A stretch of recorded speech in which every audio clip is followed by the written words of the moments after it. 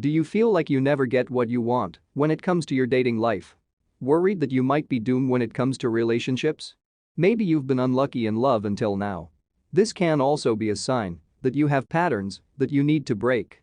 And if the latter is true, uncovering these patterns can help you feel empowered and positive about the progress of your love life.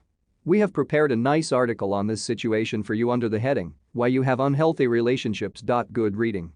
The reason this is an important distinction is because, if you think you've had bad luck, you feel like you have zero control over the outcome, says therapeutic relationship coach Todd Mitchum of the Peak Relationship Center. However, if you realize that your habits, wounds, and beliefs are causing the problem, you have full control over solving it. This is a powerful thing. It doesn't mean you should blame yourself for things like cheating, and that's not an excuse for mistreatment. Wondering if you have patterns to break is all about preparing yourself for a healthy relationship in the future. Circumstances will still play a role in your dating life, but at least you will be equipped with the awareness and skills needed to meet a safe, compatible partner and build a satisfying, supportive relationship. A clinical psychologist at 1AND1, a Black-owned mental health and wellness performance company. Dr. Our actions do not exist in a vacuum, says Ryan C. Warner. Examining how our past, insecurities, and traumas affect our current relationships is important to being able to break old patterns and experience something new with an open mind. Having a difficult childhood. If you grew up in a turbulent environment, you may have unconscious tendencies to appeal. People repeat patterns in relationships that they saw modeled for them as they grew up, says Rebecca Silence, emotional healing and relationship coach.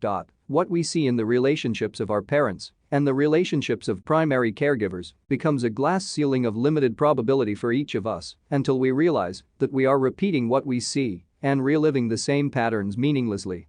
According to Silence, the dysfunction you're accustomed to as a child can manifest in your reality as an adult, even if it's painful and not what you really want on a conscious level.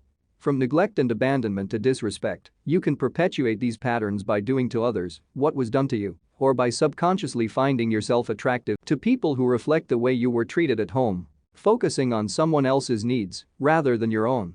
Another sign that you may need to unravel patterns in your love life is your tendency to focus on the needs of others rather than your own. Do you hide your truth to avoid conflict? Do you prioritize your partner's happiness because you don't want to be abandoned? Do you feel like you can't be alone when you're single? These are all signs that you are doing emotional healing work on yourself, your past, and your relationship with your partner, Silence says. You will not get more love from your partner than you can give yourself. The more you love yourself, the better a partner you will be, and the healthier the partners you attract. It's a cliche about why you have unhealthy relationships, but it's true. To break your stereotypes, you must love yourself first. Sabotaging harmonious relationships. Check yourself for the main causes of self-sabotage in relationships: low self-esteem, cognitive dissonance, and trauma. Any of these reasons will lead you to a pattern of unhealthy relationships or healthy relationships that you sabotage knowingly or unknowingly, says Warner.